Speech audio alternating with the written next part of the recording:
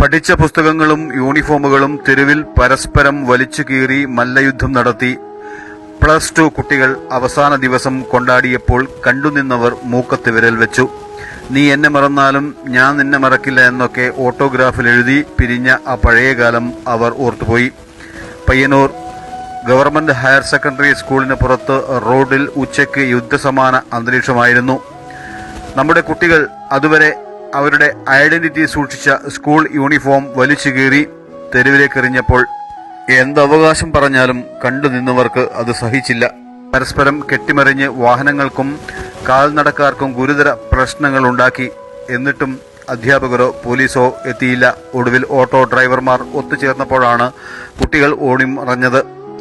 ഒരു നല്ല കുപ്പായം കിട്ടിയാൽ സ്വർഗം കിട്ടിയ പോലെ ആഘോഷിച്ച കാലം. എന്നും കഴുകിയിട്ട് കുടുക്കുതുന്നി കീറിയ മുണ്ട് ഉള്ളിലാക്കി ഉടുത്തു കഴിഞ്ഞ കാലം.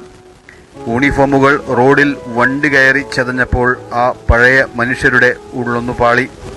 പുതിയ തലമുറക്ക് ഉടുത്ത വസ്ത്രത്തോട് പോലും ശത്രുതയുണ്ടാകുന്നത് ഒരു നല്ല സൂചകമേയല്ല.